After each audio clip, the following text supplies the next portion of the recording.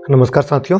जैसा कि आप सबको पता है कि जैसे जो वादा मैंने आपसे किया था उसमें लगभग मैं पूरा करता हुआ प्रतीत हो रहा हूँ या दिख रहा हूँ आपको। उसी कड़ी में मैंने बिहार स्पेशल, साथ में हिस्ट्री, साथ में पॉलिटी और साथ में साइंस, जहाँ तक संभव हो पाया मैंने इसकी मास्टर वीडियो आपको दे दी है या करा दी है। इसमें जो थोड़े से छूटे हुए भाग हैं वो हिस्ट्री के भाग हैं। इसकी एक अलग से एक और वीडियो लाऊंगा जिसमें प्राचीन इतिहास और मध्यकालीन इतिहास दोनों शामिल होंगे, एंशिएंट और मिडाइवल दोनों शामिल होंगे। और उसके बाद बीपीएससी ने अब तक उससे कितने प्रश्न पूछे हैं वो भी उसमें शामिल होगा। प्लस कौन से बहुत महत्वपूर्ण सवाल है जो आपके एग्जाम में आ सकते हैं, आने की संभावनाएं हैं उसकी, वो सवाल भी उसमें शामिल होगा। वो वीडियो जल्द ही हम आपको उपलब्ध करवा देंगे। अभी हमारी पूरी कोशिश है कि इस महीने के अंत तक या अगस्त के फर्स्ट वीक तक 3-4 तारीख तक मैं आपको सारी वीडियो उपलब्ध करा दूं, चाहे जैसे भी हो मैं उपलब्ध करा दूं। इसी कड़ी में आज हमने एक निर्णय लिया है कि अब तक आपने क्या पढ़ा है उसमें एक टेस्ट लिया जाए। और टेस्ट के कुछ प्रश्न मैंने रखे हैं, टोटल 35 प्रश्न मैंने अभी रखे हैं। 35 प्रश्न में से 10 प्रश्न साइंस के रखे हैं मैंने और 25 प्रश्न रखे हैं इतिहास के। इतिहास में स्वतंत्रता संग्राम से मैंने प्रश्न रखे हैं। बस मैं ये देखना चाहता हूं कि आपकी तैयारी कितनी है और आपको भी ये देख लेना चाहिए कि आप कितने पानी में अब तक पहुंच चुके हैं और अभी कितना मेहनत आपको और करना है। मैं जो बताऊंगा अगर आप उस कट ऑफ के पार हैं तो आपको चिंता नहीं करनी है, बस अभ्यास करना है। और अगर आप उस कट ऑफ के नीचे हैं, उस रेंज के नीचे हैं, तब आपको मेहनत करनी पड़ेगी। तब आपको थोड़ा और मेहनत करना पड़ेगा, थोड़ा और अपने आप को खपाइए, अपना मेहनत समय दीजिए, आप उस पार हो जाएंगे। 25 क्वेश्चन है और 10 क्वेश्चन है। 25 क्वेश्चन में आपको कम से कम 12 क्वेश्चन सही होने हैं। अगर आप 12 क्वेश्चन सही कर ले रहे हैं इसका मतलब है कि आप बढ़िया स्थिति में, आपको कोई दिक्कत नहीं है। लेकिन अगर 12 से ज्यादा आप कर रहे हैं, मतलब 12 से अगर 15 के रेंज में आप कर रहे हैं तो भी आप बहुत बढ़िया है, आपको चिंता नहीं करनी है, बस आपको अभ्यास करना है। दूसरा स्थिति है कि अगर आप 15 से 18 के बीच में क्वेश्चन कर रहे हैं तब आपकी पकड़ है उस सब्जेक्ट पर। मतलब पकड़ का मतलब इस सेंस में कि आप इससे प्रश्न को नुकसान नहीं होने देंगे। बस अगर अगले 10 दिन और मेहनत आप करेंगे तो आप निसंदेह बहुत बढ़िया स्थिति में चले जाएंगे। और ये जो आपको पास कराने का एक फैक्टर, एक मादा रखता है ये पेपर, उसमें आप बेहतर स्थिति में आएंगे। और अगर आपका 18 से 20 है, 18 से 20 है, 23 है, 24 है या ऊपर जितना भी है, तो आप ये समझ के चलिए कि आपको बिल्कुल चिंता नहीं करनी है।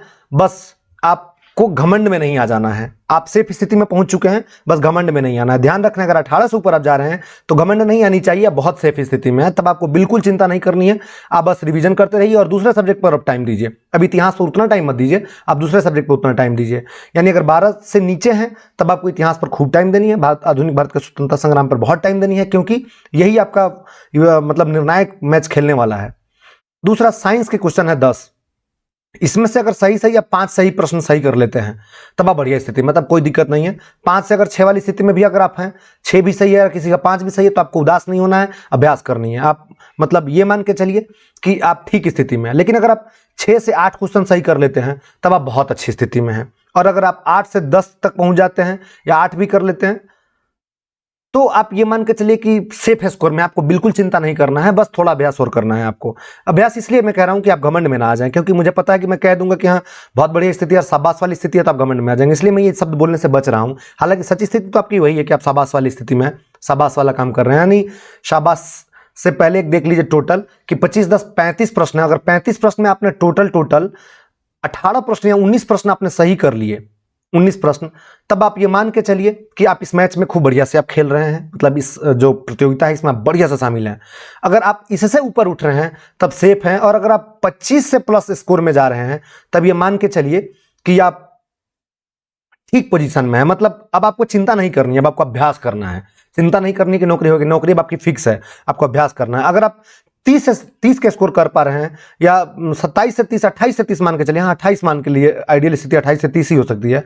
अगर आप 28 से 30 कर ले रहे हैं तो आपको बिल्कुल चिंता नहीं करनी है, घमंड में नहीं आना है। लेकिन फिर कह रहा हूं मैं, अभ्यास जारी रखनी है, क्योंकि प्रतिद्वंदी बहुत सारे मैच में खड़े हैं। और जो प्रश्न का पैटर्न हो सकता है 5 ऑप्शनों का, मैंने उसी 5 ऑप्शनों पर आपसे लेने की कोशिश की है। और ये 5 ऑप्शन पर जो टेस्ट होगा आपको ईमानदारी से देना है। मैं पहले प्रश्न पढ़ दूंगा, प्रश्न का उत्तर आपको अपने एक पेज पर लिख लेना है या आपको अपने मन में सोच लेना है। फिर मैं दूसरे राउंड में उसका आंसर बता दूंगा, आपको चेक कर लेना है। और संभव हो तो आप कमेंट करके बताइएगा कि सर मेरा टोटल स्कोर इतना आ रहा था। मैं एक बार देख लूंगा कि मैं भी आश्वस्त हो जाऊंगा कि मैंने जितने लोगों पर मेहनत कर रहा हूं इसमें से कितने लोग उस पार पहुंच गए। मतलब तैयारी के एक पार होता है ना, एक पार की भाई तैयारी नहीं है, एक पार ये होता है कि इधर प्रतियोगिता है, ये तैयारी नहीं हुई, इधर है नौकरी है।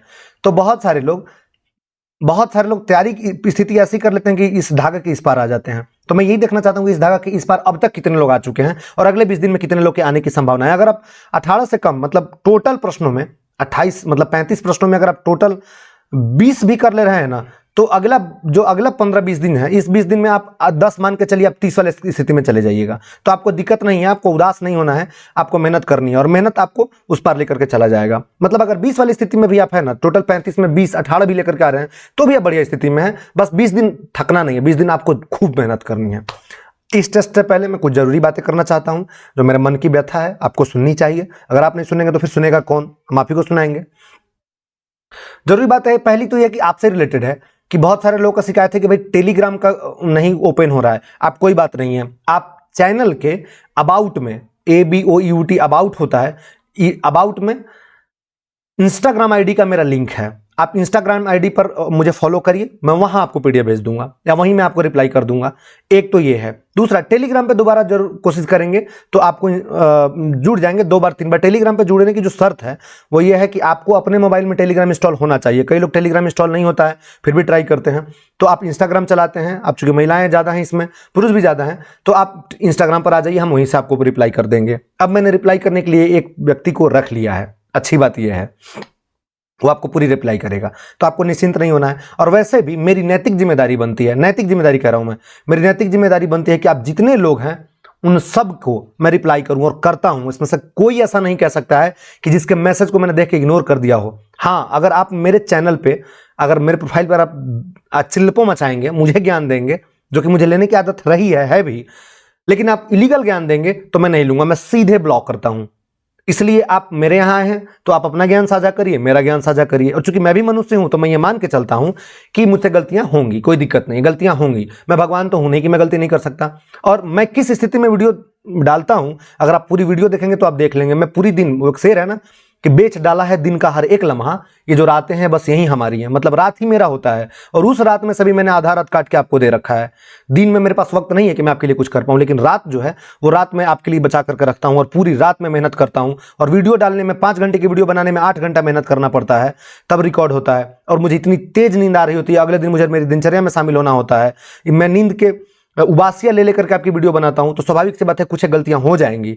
तो आप सुधी पाठक हैं, सुधी श्रोता हैं, आप उसको माफ करेंगे, ये आपकी नैतिक जिम्मेदारी बनती है। जैसे मेरी नैतिक जिम्मेदारी बनती है कि मैं आपको रिप्लाई करूं और आपके, अब मैंने जो वचन दिया है मैं उसको पूरा करूं, वैसे ही आपकी जिम्मेदारी बनती है कि मैं अगर कुछ गलतियां कर दे रहा हूं तो आप उसको माफ करते चलेंगे, क्योंकि मैं भी भगवान नहीं हूं, मैं भी इंसान ही हूं। और मैं इंसान होने के नाते मेरी इतनी हिम्मत है कि मैं आपसे माफी मांग लूं, इतना हिम्मत मुझे रखना भी चाहिए। और आपको भी इतना उदार होना पड़ेगा कि मुझे माफ करना पड़ेगा और आगे बढ़ना पड़ेगा, इसलिए आप उस पर नहीं करेंगे। दूसरा, देखिए, मैंने शुरू में, मैं चूंकि यूट्यूब पर बहुत लेट से आया, मैं तो एक प्रयोग कर रहा था कि क्या पता चल पाऊंगा या नहीं चल पाऊंगा। चूंकि मैंने 2 स्कूलें गोद ली हैं तो उसके लिए मुझे फंड जुटाना था और मेरे पास जो अनुभव है वो मैं साझा करना आपसे चाह रहा था। तो मैंने यूट्यूब खोली, लेट हो गया, थोड़ा पहले खोलता तो मैं बहुत सारे लोगों का भला कर सकता था।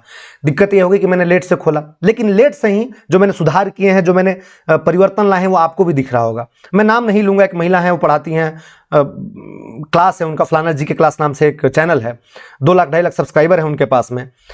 एक समय में वो बताती थी कि मैथ और रीजनिंग से 40 प्रश्न आएंगे। अभी वो मैथ और रीजनिंग से, आज ही मैंने उनका वीडियो देखा भी, इसीलिए मैं ये वीडियो बनाया आज। मैथ और रीजनिंग से बता रही थी कि टोटल 10 से 20 प्रश्न ही पूछे जाएंगे। पता नहीं कहां से वो कैलकुलेशन किए हैं, सच पूछूं तो मेरा ही कॉपी किए हैं, क्योंकि उन्होंने हेडिंग भी लिखा है कि 20 दिनों में कैसे पास करें, 20 दिनों में कैसे नौकरी पाएं। और वही चीजें बता रही हैं जो मैंने प्रीवियस वीडियो में बताई हैं। देखिए, बताने के लिए तो 1000 लोग हैं, बता रहे हैं आपको, मैं भी बता ही रहा हूं, 1000 लोग आपको बता ही रहे होंगे, लेकिन जरूरी है कि बताने के साथ साथ हेल्प कौन कर रहा है। मैं रातें खराब करके आपके लिए मास्टर वीडियो बना रहा हूं, कंटेंट बना रहा हूं। आप कोई भी टेस्ट पेपर उठा करके ले आइए और मिला करके देखिए उसमें मेरे प्रश्नों से प्रश्न आपके मिल रहे हैं कि नहीं। मैं 8 घंटे क्लास लेने के बाद भी 1000 प्रश्न बताऊंगा और मैं 3 घंटे क्लास लेने के बाद भी 1000 प्रश्न बता दूंगा। तो जरूरी है कि मैं आपके 3 घंटे में 1000 प्रश्न बता दूं, और मैं वही करता हूं। मैं 8 घंटे बकवास नहीं करता, नहीं है मेरे पास डिजिटल बोर्ड, जो संसाधन है मैं इसका भरपूर दोहन करता हूं और आपके लिए उपलब्ध कराता हूं। अभी कई कोचिंगों वाले ने, बड़े बड़े कोचिंग वालों ने मास्टर वीडियो डालना शुरू किया। जिन कोचिंग वालों ने पेड क्लास लेकर के वीडियो पढ़ाए हैं, अब वो पेड वीडियो फ्री में दे रहे हैं। अब उनको लग रहा है कि देना चाहिए, जो कि मैं पहले से शुरू कर चुका हूं। तो अपन थोड़ा आगे हैं इसमें। इस बात की घोषणा मैं पहले भी करता था, अब भी कर रहा हूं। ये क्यों कर रहा हूं? क्योंकि आप हमारी हिम्मत हैं, आप मेरा संबल हैं। अगर मैं पढ़ा रहा हूं, इसमें से 100 लोग भी सेलेक्ट हो जाएंगे ना, मैं समझूंगा कि ये जितनी रातें मैंने खराब की हैं इसकी कीमत बराबर हो गई, इसकी कीमत मैंने चुका ली है, मतलब आपसे अर्जित कर लिया है। बस 100 लोग भी अगर सेलेक्ट हो जाएंगे तो। लेकिन मेरा दावा है कि कम से कम 1000 सिलेक्शन तो मैं दूंगा, और निःशुल्क सिलेक्शन दूंगा। अगर आप ईमानदार होकर के मेरे यहाँ पढ़ेंगे ना तो 1000 सिलेक्शन पाएंगे। तो अब बाजार में परिवर्तन दिख रहा है, और ये जो नौसिखिए आपको ज्ञान दे दे करके चैनल बड़ा कर लिए हैं। ज्ञान देने से चैनल बड़ा नहीं होता है, चैनल काम करने से बड़ा होता है, आपके साथ खड़ा होने से बड़ा होता है। और आपके साथ मैं हर पल खड़ा रहता हूं। आपके एक एक वीडियो को, आप एक एक कमेंट को, अगर आपने 12 बजे रात को भी कमेंट किया ना तो मैंने रिप्लाई किया है अब तक। और आपने टेलीग्राम पर, इंस्टाग्राम पर, जो लोग मुझे पर्सनल जानते हैं वो जानते हैं कि मैं कितना व्यस्त रहता हूं, इसके बाद भी मैं रिप्लाई करता हूं, सबको रिप्लाई करता हूं, सबको A to Z।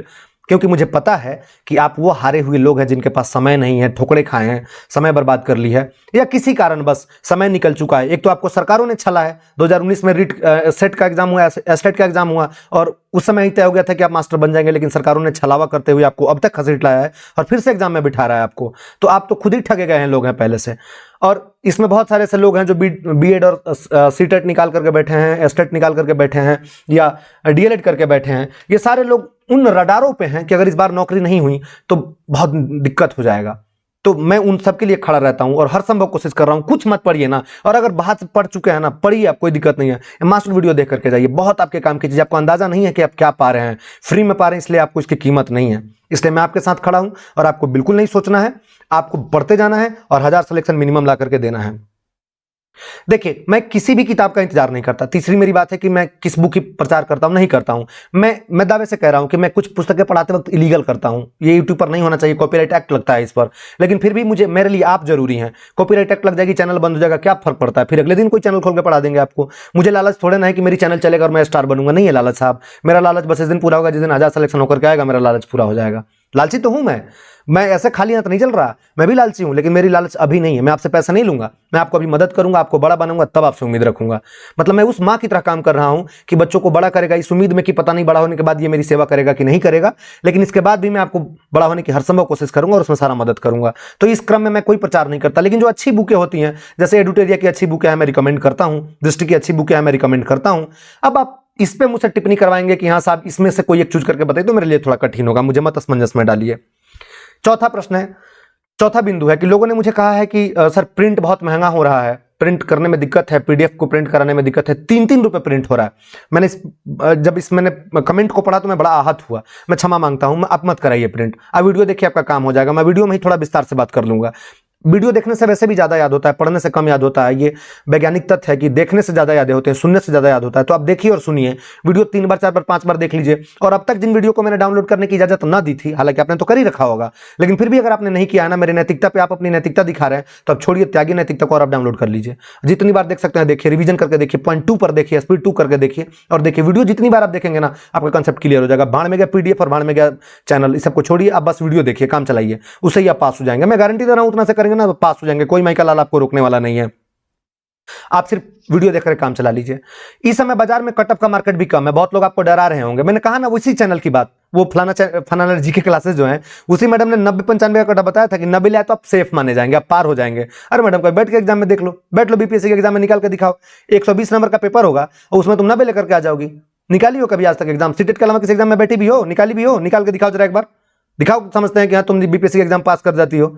150 प्रश्नों में बीपीएससी सिर्फ 6000 सिलेक्शन लेने के लिए कट ऑफ रखी थी 91, समझ रहे हैं आप? और 120 प्रश्नों में बीपीएससी कट ऑफ रख देगी 90।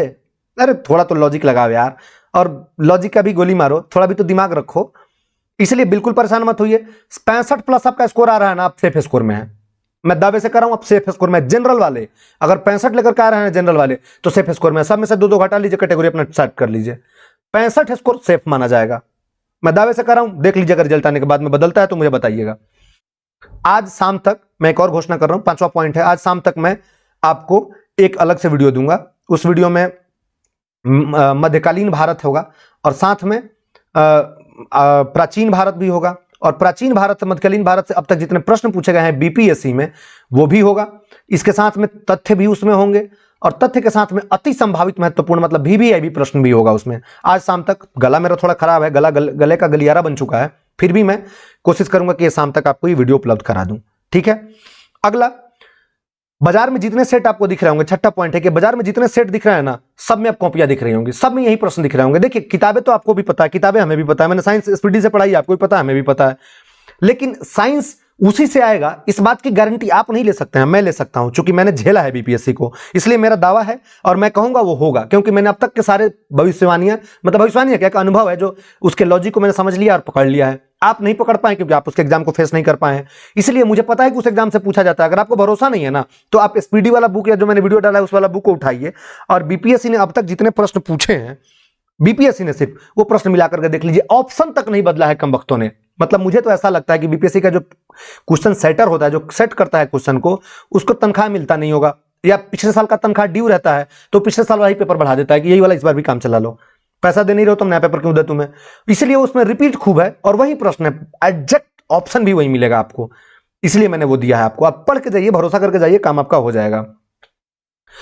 अगला है कि आप हमसे बुक का नाम पूछते हैं चैनल पर कमेंट में कि बताइए सर कौन से बुक से पढ़ें। देखिए मेरी मजबूरियां हैं, मैं वहां नाम नहीं ले सकता, आप समझदार हैं, आप समझा करिए, कॉपीराइट आ जाता है, कॉपीराइट आ जाएगा तो आप विकलांग हो जाएंगे, मैं मदद ही नहीं कर पाऊंगा चैनल बंद होते ही, फिर मैं कैसे आपको नाम बताऊंगा। आप समझ रहे हैं ना, इतने से समझ लिया करिए, नहीं समझ रहे हैं ना, यूट्यूब मैं उसका पीडीएफ दे ही देता हूं, आप वहां से पढ़ लीजिए। जो मजबूरी है मेरी, मैं उसको उस पीडीएफ को नहीं उपलब्ध करा पाता हूं। आज ही एक बच्चा पर्सनल मैसेज करके कर रहा था, सर पर्सनली मुझे दे दीजिए पीडीएफ, मैंने उसको डांटा, मैंने कहा तुम कौन हो भाई, तुम्हें पर्सनली क्यों दे दें हम, हो सकता है बड़े सारे लोग हैं, मेरे लिए तो सारी बराबर है ना, मैं दूंगा तो सबको दूंगा, नहीं तो किसी को नहीं दूंगा, पर्सनली किसी को कैसे दे सकता हूं। पर्सनली आत्मीय संबंध नाम की चीज हमारे पास इस मामले में नहीं है, इसलिए आप भूल जाइए। आत्मीय संबंध का मतलब है अगर आप उदासी हैं, कमजोर हैं, कुछ कोई प्रॉब्लम है तो मैं उसके लिए खड़ा रहूंगा, लेकिन आप मैं बच्चों से उसका हिसाब काट करके आपको दे दूं, मेरे लिए थोड़ा मुश्किल होगा, इसलिए आप इस पर ध्यान मत दीजिए। अगला है कि किस पर फोकस करें, कौन सब्जेक्ट पर इस समय फोकस करें। देखिए इस समय जो फोकस करने वाली चीज है ना, वो है साइंस, वो आधुनिक भारत का स्वतंत्रता संग्राम, स्वतंत्रता संग्राम या इतिहास कह लीजिए इसको, सीधे सीधे मैं हिस्ट्री लिख देता हूं, history, science, Bihar special, current, current हो गया, बिहार स्पेशल साइंस ये हो गया। इसके बाद में ज्योग्राफी, ज्योग्राफी में ही ईवीएस को मैं डाल रहा हूं, इसे ध्यान रखिएगा। और रीजनिंग, देखिए मैथ अब आप नहीं कर सकते हैं, मैंने ये मैडम ने ये भी बात बताई है, मेरा ही कॉपी किया, मैंने कहा था पिछली वीडियो में कि मैथ नहीं कर सकते, रीजनिंग कर लीजिए, उन्होंने सेम एग्जैक्ट कॉपी कर लिया है, बस अपने शब्दों में बोला है, अपने मुंह से बोल दिया है, शब्द मेरे ही हैं उनके पास में, यही बोल दिया है। अरे यार क्या मतलब, थोड़ा तो लॉजिक लगाओ दुनिया में पढ़ने के लिए। खैर ये मेरी सफलता नहीं, आप सबकी सफलता है, आप सब हैं तब मैं शुरू हो रहा हूं।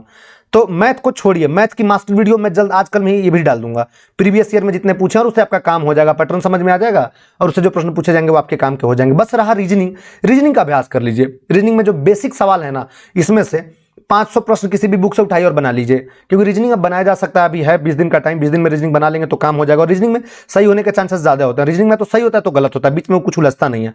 तो इतने सब्जेक्ट कर लीजिए ना साहब, आपका बेड़ा पार हो जाएगा, आप उस पार हो जाइएगा। नहीं है उतना भीड़, जितना भीड़ आप समझ रहे हैं ना, नहीं है भीड़। टोटली 8.5 लाख फॉर्म भरा गया है और सीटें 1,70,000, इसमें कैटेगरी अलग अलग छांट लीजिएगा ना तो भी नुकसान नहीं है, आप सेफ स्थिति में है। थोड़ा मेहनत जो भी करेगा ना उस पार हो जाएगा, मैं दावे से कह रहा हूं, लिख के रख लीजिए मेरी बात पर बेशक चाहे जो कुछ भी करिएगा, लेकिन अभी भरोसा कर लीजिए, मत करिए 2 महीने के बाद भरोसा, लेकिन अभी कर लीजिए, क्योंकि ये जिंदगी आपका बदलने वाला है।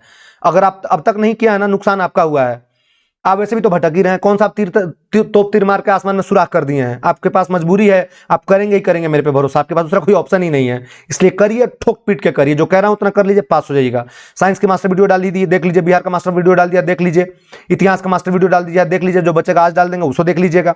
रीजनिंग और ज्योग्राफी का मैं कल डाल दूंगा, ज्योग्राफी का मैं तैयार कर रहा हूं सारा खेल खजाना तैयार होने के बाद मैं इसको रिकॉर्ड करूंगा। हालांकि तबीयत ठीक नहीं है, नसाज है मेरी, फिर भी मैं पूरी कोशिश करूंगा और मैं रात तक रिकॉर्ड करके कल सुबह मैं डाल ही दूंगा इसको। तो ज्योग्राफी का भी मामला आपका सॉर्ट आउट हो जाएगा। रीजनिंग लास्ट में डालूंगा, अभी नहीं डालूंगा, रीजनिंग का भी टाइम नहीं है। ज्योग्राफी के बाद करंट डालना है, यह ध्यान रखिएगा, और करंट में बहुत है, भारत, बिहार और अंतर्राष्ट्रीय तीनों डालना है, तो थोड़ा वीडियो बड़ा होगा इसलिए इसको हम बाद में डालेंगे।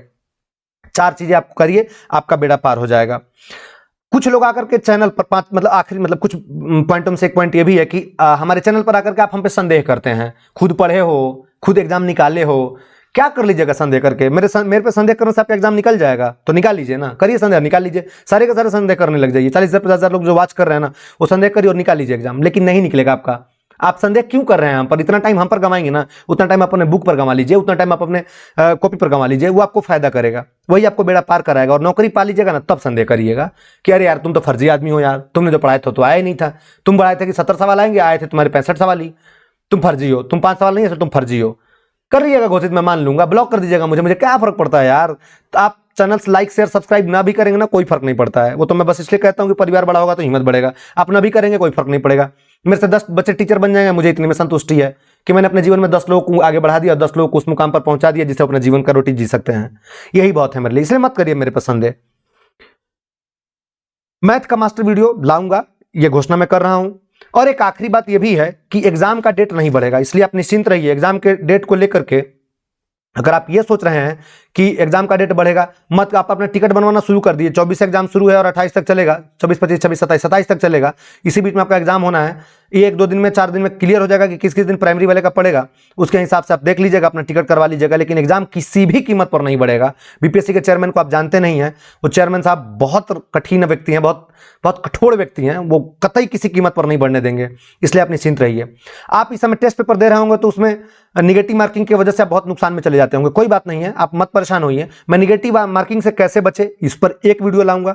एक दूसरी वीडियो में लाऊंगा कि तुक्का कैसे लगाए, जिन प्रश्नों में बिल्कुल फेल हो जाएंगे उसका मैं तुक्का लगाने की वैज्ञानिक विधि, साइंटिफिक मेथड बताऊंगा, जिसमें से आपके प्रश्न सही होने की संभावनाएं बढ़ जाएंगी, सही भी होंगी, और हो सकता है वो बेड़ा पार करा दे। हो सकता है 65 कट ऑफ गया हो और आप 64 पर जाकर फंस जा रहे हो, 64 नंबर ही आपके आए हो और एक तुक्का लगा और पास कर गया, ये भी हो सकता है। तो वो तुक्का वाली वीडियो मैं बाद में दूंगा जरूर, अभी दे दूंगा तो आप उसको मिसयूज करेंगे।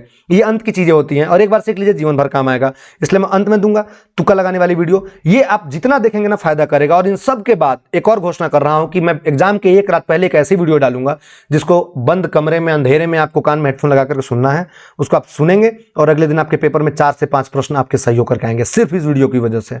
वो कोई मैं उसमें वो नहीं दूंगा, प्रश्न उत्तर नहीं बताऊंगा, कोई ट्रिक मेथड नहीं बताऊंगा, मैं उसमें कुछ आपसी बात करूंगा, आपसे निजी बात होगी मेरी और आपसे, पर्सनल बातें होंगी और वो बातें आपको उस पार कर देंगी, वो बातें आपको इतना कॉन्फिडेंस देंगी कि आप पेपर में गुड करके आएंगे, इसलिए निश्चिंत रहिए। तो आइए, अब हमारी बातें खत्म हुई, जो बचेंगे अगले वीडियो में कर लेंगे।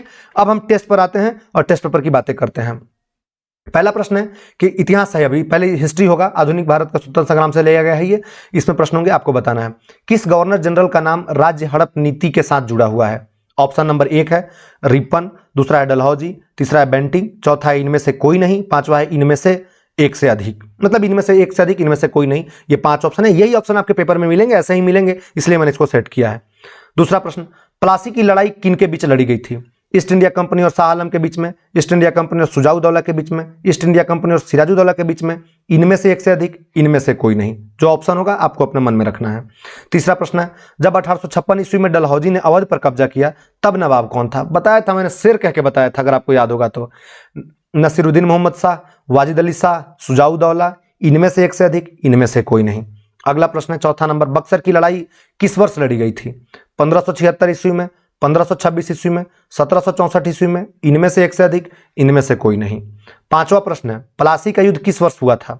1775, 1757, 1761, इनमें से एक से अधिक, इनमें से कोई नहीं। सही आंसर आपको अपने पेज पर लिखते जाना है, मन में रखते जाना है। जब मैं आंसर बताऊंगा तो टिक करके बताना है कौन सही था कौन गलत था। दिल्ली को भारत की राजधानी कब घोषित किया गया, ध्यान रखना है, घोषित किया गया। 1901, 1911, 1913, इनमें से एक से अधिक, इनमें से कोई नहीं। भारत का प्रथम गवर्नर जनरल कौन था। Lord Canning, Lord Curzon, Lord bevel, इनमें से एक से अधिक, इनमें से कोई नहीं। अगला प्रश्न, भारत में सबसे पहले रेलगाड़ी कब चलाई गई। 1848 ईस्वी में, 1853 ईस्वी में, 1875 ईस्वी में, इनमें से एक से अधिक, इनमें से कोई नहीं। पांचों ऑप्शन आपके सामने आपके स्क्रीन पे हैं। मार्ले मिंटो सुधार किस वर्ष पारित हुआ था। 1917 ईस्वी में, 1902 में, 1919 में, इनमें से एक से अधिक, इनमें से कोई नहीं। अगला प्रश्न, निम्नलिखित में से किसके द्वारा सती प्रथा पर रोक लगाई गई थी। Warren Hastings, Lord Wellesley, Lord William Bentinck, इनमें से एक से अधिक, इनमें से कोई नहीं। सर्वेंट्स ऑफ इंडिया सोसाइटी के संस्थापक कौन थे। ऑप्शन ए गोखले हैं, एमजी रनाडे हैं, महादेव गोविंद रनाडे, बाल गंगाधर तिलक, बीसी मतलब बीजी तिलक, इनमें से एक से अधिक, इनमें से कोई नहीं। भारतीय राष्ट्रीय कांग्रेस का प्रथम अधिवेशन कहाँ हुआ था। लखनऊ में, कलकत्ता में, बंबई में, इनमें से एक से अधिक, इनमें से कोई नहीं। चंपारण में से आरंभ हुआ प्रथम सत्याग्रह किसकी खेती के विरुद्ध किया गया था। पहला है कपास, दूसरा नील, तीसरा रेशम, चौथा इनमें से कोई नहीं, पांचवा इनमें से एक से अधिक। मतलब वही है, आप ऊपर नीचे हो गया, आप देख लीजिएगा। बिहार में किसान सभा की स्थापना किसने की थी? डॉक्टर राजेंद्र प्रसाद, सहजानंद सरस्वती, जयप्रकाश नारायण, इनमें से एक से अधिक, इनमें से कोई नहीं। महात्मा गांधी का जन्म कहाँ हुआ था? मध्य प्रदेश, राजस्थान, गुजरात, इनमें से एक से अधिक, इनमें से कोई नहीं। नौजवान भारत सभा किसने स्थापित किया था? बीसी पाल, जी सुब्रमण्यम अय्यर, सरदार भगत सिंह, इनमें से एक से अधिक, इनमें से कोई नहीं। पूना समझौता किसके बीच हुआ था? 1932 में हुआ था। एक प्रश्न तो यही है। किसके बीच हुआ था? नेहरू और अंबेडकर, गांधी और अंबेडकर, मालवीय और अंबेडकर, इनमें से एक से अधिक, इनमें से कोई नहीं।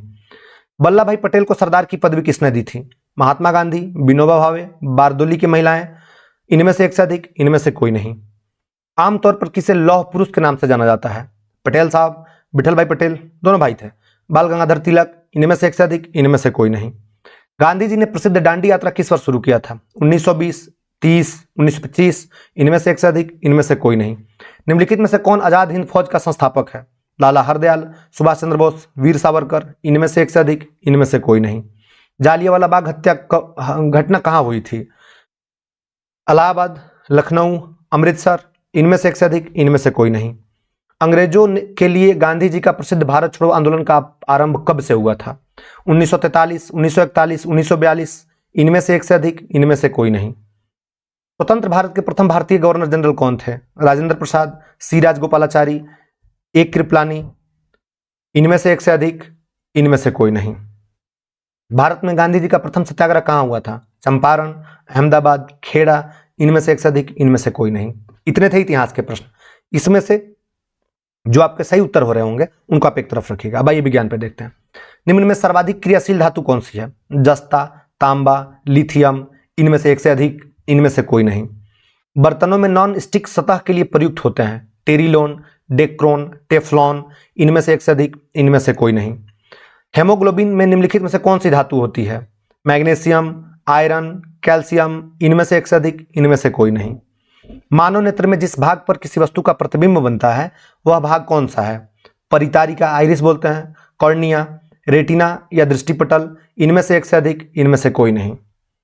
पांचवा प्रश्न है, विटामिन भोजन में विटामिन B1 होना चाहिए था, बी की कमी से होने वाला रोग कौन सा है? बेरी, न्यूमोनिया, गठिया, इनमें से एक से अधिक, इनमें से कोई नहीं। कोई विलयन नीले लिटमस पत्र को लाल कर देता है, इसका पीएच संभवतः होगा कितना? पीएच 5 होना चाहिए, 7 होना चाहिए, 8 होना चाहिए, इनमें से एक से अधिक, इनमें से कोई नहीं। प्लास्टर ऑफ पेरिस का रासायनिक सूत्र क्या है? CaSO4 2H2O, CaSO4 ½ H2O, Na2CO3 10H2O, इनमें से एक से अधिक, इनमें से कोई नहीं। 5 ऑप्शन हो गए। ऑक्जेलिक एसिड का मतलब ऑक्जेलिक अम्ल का प्राकृतिक स्रोत कौन सा है? संतरा, टमाटर, सिरका, इनमें से एक से अधिक, इनमें से कोई नहीं। रक्त में आयरन की कमी से होने वाला एक रोग है कौन सा? मतलब आयरन की कमी खून में जब हो जाती है तब उसे कौन सा रोग होता है? टीबी, एनामिया, उच्च रक्तचाप, इनमें से एक से अधिक, इनमें से कोई नहीं। आखिरी प्रश्न है, पाद्य में पादप होना चाहिए था, इसमें जाइलम उत्तरदायी है, मतलब जाइलम का क्या काम है पादप में? जल का वहन, भोजन का वहन, अमीनो एसिड का वहन, इनमें से एक से अधिक, इनमें से कोई नहीं। ये टोटल प्रश्न है, आपके 10 प्रश्न है। इन 10 प्रश्न और उन 25 प्रश्नों में आपके कितने उत्तर सही हो रहे हैं? आइए एक तरफ हिस्ट्री की तरफ से शुरू करते हैं और आप मिलाते चलिए कि आप कहां तक पहुंचे हैं। एक सेकंड, शुरू हो गया। हाँ, अब इसमें देखते हैं कि सही उत्तर कौन सा होगा। किस गवर्नर जनरल का नाम राज्य हड़प नीति से डॉक्ट्रिन ऑफ लैप्स के साथ जुड़ा हुआ है? मतलब हड़पने का प्रारंभ किसने किया था? आपको पता होगा कि हड़पने का प्रारंभ जब हुआ था उसी के बाद में 1857 की क्रांति हुई थी और उसका सबसे बड़ा जीता जागता उदाहरण थी झांसी की रानी लक्ष्मीबाई। तो उस समय जो गवर्नर जनरल थे उनका नाम था लॉर्ड डलहौजी। लेकिन अब बाकी ऑप्शनों पर हम देख लेते हैं कि ये इनका क्या क्या मतलब था। लॉर्ड रिपन को भारत का उद्धारक कहा जाता है। पंचायती राज की शुरुआत लॉर्ड रिपन ने की थी।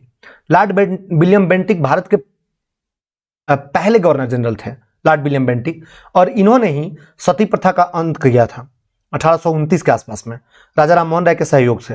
हो गया। अगला पढ़ते हैं। लॉर्ड डलहौजी से और भी चीजें जुड़ी रही हैं। इन्हीं के समय में भारत में रेल लाइन की शुरुआत हुई थी। डाक तार इसी के समय में शुरू हुआ था। 1853 ईस्वी में इसने रेल लाइन की शुरुआत कराई थी, जो कि अगले प्रश्न में आपको मिलेगा।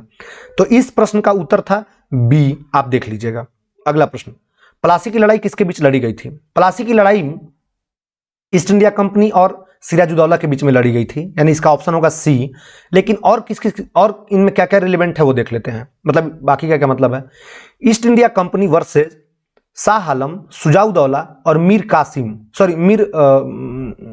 हाँ, मीर कासिम, इन तीनों ने मिलकर के एक लड़ाई लड़ी थी जिसको हम बोलते हैं बक्सर की लड़ाई। और बक्सर की लड़ाई जो है वो 1764 ईस्वी में लड़ी गई थी। ये जो है प्लासी की लड़ाई 1757 ईस्वी में लड़ा गया था, याद रखिएगा। इसका एग्जैक्ट आंसर था सी, आप चेक कर लीजिएगा। जब 1856 ईस्वी में डलहौजी ने अवध पर कब्जा कर लिया, तब उसका नवाब कौन था? उसका नवाब था वाजिद अली शाह। वाजिद अली शाह साहब को वो वहां से कब्जा करके भगा दिया और वो जा रहे थे कलकत्ता, तो नाव में जा रहे थे, तो उन्होंने एक शेर कहा था। वो शेर मेरे एक वीडियो के थीम पर लिखा होगा, आप देखेंगे तो। वाजिद अली शाह अवध के नवाब वाले लिस्ट में है। हम तो सफर करते हैं करके एक शेर है, उन्होंने वो शेर उन्होंने लिखा था। मैं अभी याद नहीं कर पा रहा हूँ, मैं सुना नहीं पाऊंगा आपको। वाजिद अली शाह ने, इनकी गर्लफ्रेंड का नाम था, मतलब बीवी का नाम था हजरत बेगम, हजरत महल। उनसे जो बेटा हुआ था वो ब्रिजेश कादरी थे। ब्रिजेश कादरी, हजरत महल, ये सब उस समय लखनऊ में यानी अवध में 1857 ईस्वी के विद्रोह में नेतृत्वकर्ता में थे, याद रखिएगा। सुजाउद्दौला जो थे ये उसी अवध के नवाब हुए बाद में। ये लड़ाई में शामिल हुए थे, जब प्लासी की लड़ाई लड़ी गई थी तब उसमें ये शामिल हुए थे। आगे बढ़ते हैं। बक्सर की लड़ाई किस वर्ष लड़ी गई थी? बता दिया था आपको, 1764 ईस्वी में लड़ा गया था बक्सर की लड़ाई। 1526 ईस्वी में पानीपत की प्रथम लड़ाई लड़ी गई थी। मतलब इस प्रश्न का उत्तर तो होगा सी, बाकी मैं विस्तार से आपको इलेबोरेट कर दे रहा हूं कि 1526 ईस्वी में पानीपत की प्रथम लड़ाई हुई थी बाबर और इब्राहिम लोदी के बीच में, जिसमें बाबर विजयी हुआ था और उसके बाद बाबर ने मुगल वंश की स्थापना की थी। 1576 ईस्वी में अकबर शासन कर रहा था और इसी साल उसने बिहार को कब्जा लिया था, बिहार को मिला लिया था मुगल साम्राज्य में, 1576 ईस्वी में, ध्यान रखिएगा। आगे बढ़ते हैं। प्लासी का युद्ध किस वर्ष हुआ था? 1757 ईस्वी में हुआ था प्लासी का युद्ध, आप याद रखिएगा। प्लासी का युद्ध 1761 ईस्वी का जो मामला है, मतलब इस प्रश्न का उत्तर होगा बी, लेकिन मैं बाकी बता रहा हूं। तो जो 1761 का मामला है, इसमें पानीपत का तृतीय युद्ध लड़ा गया था मराठा और अहमद शाह अब्दाली के बीच में, और इस युद्ध ने यह तय कर दिया था कि अब भारत का सम्राट कौन नहीं बनेगा। यह तय नहीं किया था कौन बनेगा, यह तय कर दिया था कि कौन नहीं बनेगा, मतलब मराठा नहीं बनेंगे। तो 1757 है। 1775 ईस्वी में कुछ खास नहीं है, तो उसमें क्या ही बताया आपको। दिल्ली को भारत की राजधानी कब घोषित किया गया था? बनाया नहीं गया था, घोषित किया गया था। ये दिल्ली दरबार लगी थी, और दिल्ली दरबार 1911 में लगी गई थी, उसी साल घोषित किया गया था। इसका आंसर होगा बी। एक के बारे में जान लीजिए, इसी साल महात्मा गांधी कांग्रेस के एक सम्मेलन में आए थे, कलकत्ता में वो सम्मेलन हुआ था 1901 ईस्वी में, इसी साल वो आए थे, बोले नहीं थे, बस भाग लिए थे, ध्यान रखिएगा। 1913 ईस्वी, ये क्या ही छुपा इसके बारे में, जानते ही आप 1913 ईस्वी में क्या क्या हुआ था। आप बताइएगा क्या हुआ था, मैं बताने से बच रहा हूं, आप बताइएगा। भारत का प्रथम गवर्नर जनरल कौन था? बता दिए थे आपको कौन था। प्रथम governor general Lord William Bentinck था। लॉर्ड कैनिंग जो था ये प्रथम वायसराय बना। लॉर्ड कर्जन था, इसने बंगाल का विभाजन किया था। और लॉर्ड बेवेल था, इसके समय में स्वतंत्रता की सुगबुगाहट शुरू हो गई थी, मतलब लग रहा था कि अब मामला जम जाएगा। तो लॉर्ड कैनिंग था प्रथम गवर्नर जनरल था। इसका उत्तर इसमें होगा इनमें से कोई नहीं, C, A B C D E option होगा, इनमें से कोई नहीं। भारत में सबसे पहले रेलगाड़ी कब चलाई गई थी? 1853 ईस्वी में आपको बता चुके हैं, भारत में पहली रेलगाड़ी चलाई गई थी। इसका ऑप्शन होगा बी। अगला प्रश्न में आता है, मार्ले मिंटो सुधार किस वर्ष पारित हुआ था? मार्ले मिंटो सुधार 1909 में लागू हुआ था, इसी साल आया था। 1917 ईस्वी में चंपारण सत्याग्रह हुआ था, आप याद रखिएगा, चंपारण सत्याग्रह हुआ था। इसी साल महात्मा गांधी बने थे, महात्मा गांधी, मोहनदास से महात्मा गांधी बन गए थे वो। निम्नलिखित में से किसके द्वारा सती प्रथा पर रोक लगाई थी? लॉर्ड विलियम बेंटिंक ने सती प्रथा पर रोक लगाया था, किसकी मदद से? राजा राम मोहन राय की मदद से, यानी इसका ऑप्शन सी होगा। सर्वेंट्स ऑफ इंडिया सोसाइटी के संस्थापक कौन थे? गोपाल कृष्ण गोखले थे। 1905 ईस्वी में उन्होंने सर्वेंट्स ऑफ इंडिया सोसाइटी की स्थापना की थी। बाल गंगाधर तिलक और एमजी रानडे का उससे संबंध नहीं था। भारतीय राष्ट्रीय कांग्रेस का प्रथम अधिवेशन कहां हुआ था? पहला अधिवेशन पुणे या शायद कलकत्ता में, पुणे में शायद होने वाला था, कलकत्ता में मुझे मिस कर रहा हूं मैं, आप बता दीजिएगा कमेंट में। हुआ था मुंबई में, गोकुलदास तेजपाल संस्कृत विद्यालय में हुआ था बंबई में, और उसमें अध्यक्ष जो थे वो डब्ल्यू.सी. बनर्जी को बनाया गया था। लेकिन भारतीय राष्ट्रीय कांग्रेस का नाम दादा भाई नौरोजी ने दिया था। स्थापना किसने की थी? ए.ओ. ह्यूम ने की थी, ह्यूम नाम के व्यक्ति ने की थी स्थापना, जो उसके पितामह कहलाते हैं। चंपारण में आरंभ हुआ प्रथम सत्याग्रह किस खेती के विरुद्ध किया गया था? यह नील खेती के विरुद्ध किया गया था, बी ऑप्शन होगा। बिहार में किसान सभा की स्थापना किसके द्वारा की? मैंने बताया था प्रीवियस वीडियो में कि अगर किसानों से संबंधित कोई चीज याद नहीं रह रहा है ना, टिक मार दीजिए शाहजहां सरस्वती, यही इसका आंसर भी होगा, बी ऑप्शन होगा। महात्मा गांधी का जन्म कहां हुआ था? मेरा मानना है राजस्थान में हुआ होगा। आप बताइएगा क्या होगा। मैं इसका आंसर नहीं दूंगा, इसमें आंसर नहीं दूंगा, आपको बताना है। एक प्रश्न छोड़ रहा हूं, बता रहा हूं जगह का नाम। पोरबंदर में हुआ था उनका जन्म। पोरबंदर में 2 अक्टूबर को हुआ था। ड्राई डे मनाते हैं दारू पीने वाले लोग इस दिन। आप बताइएगा कौन से राज्य में पोरबंदर पड़ता है। नौजवान भारत सभा किसने स्थापित की थी? सरदार भगत सिंह ने नौजवान भारत सभा स्थापित की थी, याद रखिएगा। पूना समझौता 1932 में किसके बीच हुआ था? 1932 ईस्वी में 2 घटनाएं घटी थी, 1930 में, 1931 में और 1932 में। ये घटनाएं घटी। 30 में पहला गोलमेज सम्मेलन हुआ था, 31 में दूसरा गोलमेज सम्मेलन हुआ था और 32 में तीसरा गोलमेज सम्मेलन हुआ था। रैमजे मैकडोनाल्ड ने एक कम्युनल अवार्ड नाम का एक चीज दिया था अंबेडकर साहब को, मतलब दलितों को लड़ने के लिए आरक्षण दे दिया, जिसके खिलाफ 1932 ईस्वी में महात्मा गांधी जेल में बैठ गए, पुणे में, पुणे की यरवदा जेल में, जिसमें संजय गांधी थे, संजय दत्त थे, अभी कुछ दिन पहले वहां से निकले थे वो जेल से। तो उसी जेल में वो थे बंद। तो आमरण अनशन पर बैठ गए। आमरण अनशन पर जब वो बैठ गए तो अंबेडकर साहब पर दबाव पड़ा और अंबेडकर साहब ने 1932 ईस्वी में कुछ लोगों की मदद से, मालवीय थे उसमें, तेज बहादुर सप्रू जैसे लोग थे, कई सारे लोग ने मिल करके दबाव दे करके अंबेडकर साहब से समझौता करवाया था सितंबर महीने में। उसको हम पूना पैक्ट बोलते हैं, पूना समझौता बोलते हैं, जो 1932 में हुआ था। इससे जुड़ा एक और प्रश्न है, पूछता है कि कौन सा व्यक्ति है जो तीनों गोलमेज सम्मेलन में भाग लिया था? तो अंबेडकर साहब थे। और एक सब प्रश्न और है कि महात्मा गांधी किस गोलमेज सम्मेलन में या कांग्रेस किस गोलमेज सम्मेलन में भाग ली थी? तो कांग्रेस के मतलब एजेंट बनकर के, कांग्रेस का आदमी बनकर के महात्मा गांधी 1931 में दूसरे गोलमेज सम्मेलन में इंग्लैंड में भाग लेने गए थे और भाग लिए थे। क्लियर यहां तक? आगे चलिए। वल्लभ भाई पटेल को सरदार की उपाधि किसने दी थी? वल्लभ भाई पटेल को सरदार की उपाधि बारदोली की महिलाएं कस्तूरबा गांधी को बताई।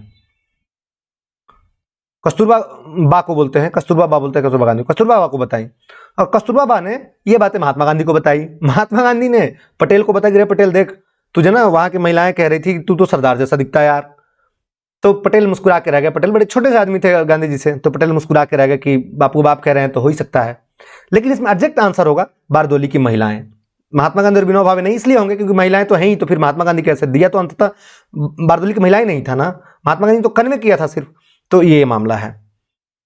आमतौर पर किसे लौह पुरुष के नाम से जाना जाता है? लौह पुरुष के नाम से पटेल को जाना जाता है, सरदार वल्लभ भाई पटेल को। सरदार वल्लभ भाई पटेल के बड़े भाई थे विठल भाई पटेल।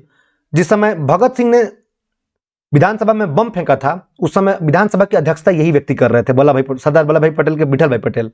तो विठल भाई पटेल को भी आप याद रखिएगा। और बाल गंगाधर तिलक के बारे में तो आप जानते ही हैं। बाल गंगाधर तिलक ने 2 पत्रिकाओं का प्रकाशन किया था, एक केसरी और एक मराठा।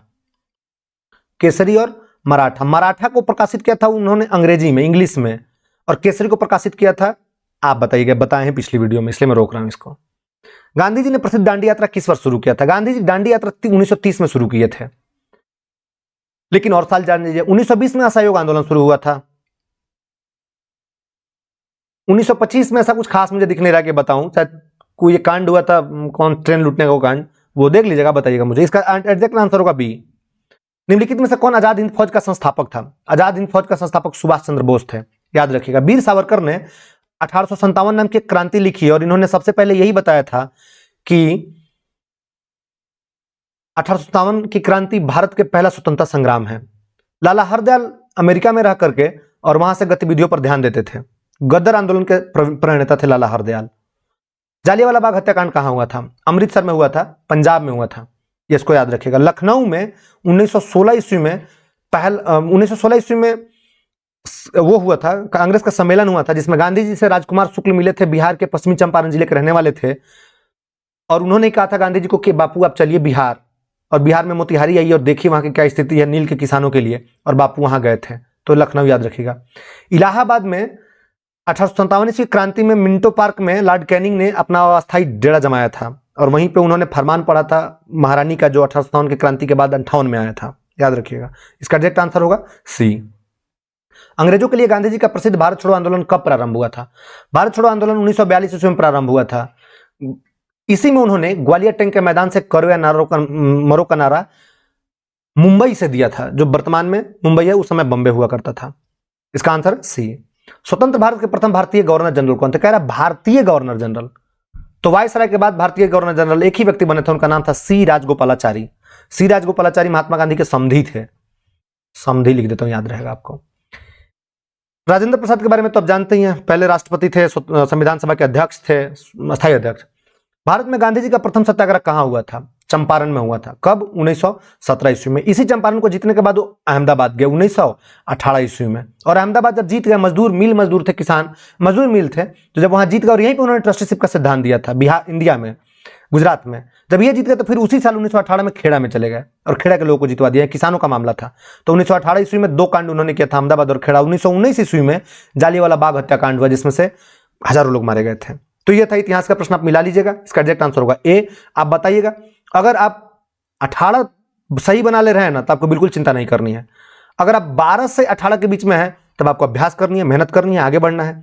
और अगर आप 12 से कम है, तब आपको खूब सारी वीडियो देखनी है। खूब सारी वीडियो का मतलब है खूब बार देखना है, एक ही वीडियो खूब बार देखना है। नहीं तो अगर आपके पास लूसेंट सब्जेक्टिव होगा, ऑब्जेक्टिव नहीं सब्जेक्टिव, तब उसको सिर्फ आधुनिक भारत को 7-8 बार पढ़ दीजिए। एक बार पढ़ने में 3 घंटे का टाइम लगता है, आपको भी 3 घंटे का टाइम सिर्फ रीडिंग मारना है। और ऐसे करके आप 8-9 बार पढ़ देंगे ना, 9 3 27, 2 दिन में खत्म हो जाएगा और आपको कंठस्थ हो जाएगा। अब आइए साइंस पर बात करते हैं। निम्न में से कौन सर्वाधिक क्रियाशील धातु है? लिथियम सर्वाधिक क्रियाशील है। आगे बढ़ते हैं। बर्तनों में नॉन स्टिक सतह के लिए प्रयुक्त होता है, टेफ्लॉन प्रयुक्त होता है। याद रखिएगा, 2 का सी इसका आंसर हुआ। हेमोग्लोबिन में कौन सी धातु पाई जाती है? देखिए, हेमोग्लोबिन में किसी पुस्तक में मैग्नीशियम दे रहा है, किसी आयरन में दे रहा है। मैं आयरन मान के चल रहा हूं, आप आयरन मान लीजिएगा। अगर आप मैग्नीशियम मान रहे हैं तो भी सही होगा, लेकिन आयरन ही मानिएगा, क्योंकि बीपीएससी ने एक बार आयरन मान लिया है। मानव नेत्र में जिस भाग पर किसी वस्तु का प्रतिबिंब बनता है, वो कौन सा जगह है? वो रेटिना या दृष्टिपटल है, इसी पे प्रतिबिंब बनता है। भोजन में विटामिन बी की कमी से होने वाला रोग कौन है? विटामिन बी की कमी से बेरी नामक रोग होता है। याद रखिएगा, शरीर में एसिड बढ़ जाती है तो गठिया होता है। किस विलयन में नीले लिटमस पत्र को लाल कर देता है? देखिए, नीले लिटमस पत्र को लाल तभी होगा जब उस पर अब एसिड चलाइएगा। और एसिड कब होता है? देखिए, ये पीएच मान होता है, 0 से लेकर 14 के बीच में पीएच मान होता है। बीच में आता है 7 से अगर कम है, 0 से 7 के बीच में, तो यह है अम्ल। और 7 से ऊपर है तो यह है भस्म, क्षार मतलब यह है। तो अम्ल होगा तभी वो लाल करेगा। तो अम्ल 7 से कम होगा, और 7 को उदासीन बोलते हैं। जब उदासीन विलयन कोई होगा ना, तो उसका पीएच मान 7 होता है। याद रखिएगा, हमारा खून भस्म है, लेकिन हमारा थूक है, पेशाब है, ये सब अम्लीय होता है, तो ये 7 से कम होगा। अगर कभी आपको तुक्का मारना पड़े तो ऐसे ही अंदाजा लगाइए, 7 से कम है तभी मारेंगे। तो इसमें 5 है, अम्ल 5 ही हो सकते हैं। 7 और 8 तो हो ही नहीं सकता, ये तो एक तो न्यूट्रल हो गया, एक बेसिक हो गया। एसिड है सिर्फ 5, तो इसलिए इसका आंसर 5 होगा, यानी ऑप्शन इसका ये सही होगा। प्लास्टर ऑफ पेरिस का रासायनिक सूत्र क्या है? प्लास्टर ऑफ पेरिस में आधा जल होता है, यानी ½ होता है। ये जिप्सम का होता है, याद रखिएगा। ऑक्जेलिक अम्ल का प्राकृतिक स्रोत कौन सा है? ऑक्जेलिक एसिड का प्राकृतिक स्रोत टमाटर होता है, याद रखिएगा। अगला प्रश्न है, रक्त में आयरन की कमी से होने वाला एक रोग कौन सा है? एनामिया होता है। रक्त में आयरन की कमी से एनामिया होता है। और पादप में जाइलम उत्तरदायी है। जाइलम क्या करता है? जाइलम जल का वहन करता है। ज से जाइलम, ज से जल, ये जल ढोता है पूरे पौधे में। फल ढोने वाले को हम फ्लोएम कहते हैं, इसलिए भोजन को फ्लोएम ढोता है, याद रखिएगा। तो ये थे आपके 10 प्रश्न। अब आपसे ओवरऑल निवेदन बस इतना सा है कि आप अंत में जो आपके एग्जैक्ट सही आंसर होंगे ना, कितने आपके सही आंसर हो रहे हैं, आप वो बताइएगा। मतलब टोटल कितने हो रहे हैं, जैसे किसी का टोटल 20 हो रहा है, टोटल 18 हो रहा है, टोटल 16 हो रहा है, टोटल 15 हो रहा है, तो आप ये ऑप्शन बताइएगा एग्जैक्टली कि आपके कितने टोटल सही आंसर हो रहे हैं। उससे मैं एक अंदाजा लगा पाऊंगा कि आपको और कितना और किस किस चीज पर। अब मैं चाहता हूं कि सिर्फ वही पढ़ाऊं जो आपके एग्जाम में आ जाए। मैं एक 500 वीडियो की एक और सीरीज लेकर के आऊंगा, जिस 500 में से कम 30 से 40 से 50 प्रश्न तक लड़ेंगे आपके पेपर में। मैं एक वो वीडियो लेकर के आऊंगा जो कि कम से कम 5 घंटे का होगा। 500 प्रश्न 5 घंटे का, बहुत विस्तार से उस पर बात करेंगे। वो एक सबसे अंतिम महा वीडियो होगा, महामैराथन टाइप का होगा, वो देखना है। तो अभी आप बताइएगा ईमानदारी से आपके कितने हो रहे हैं, या टेलीग्राम में बताइएगा, जहां संभव हो वहां बताइएगा आप। तो आज के लिए बस इतना ही। आप वीडियो देखिए, एंजॉय करिए और पढ़िए, खूब मन लगा करके पढ़िए। कोई उपाय नहीं है आपके बचने का इस समय, अगर आप बचेंगे तो आप नुकसान में जाएंगे। तो आज के लिए बस इतना ही। जय हिंद।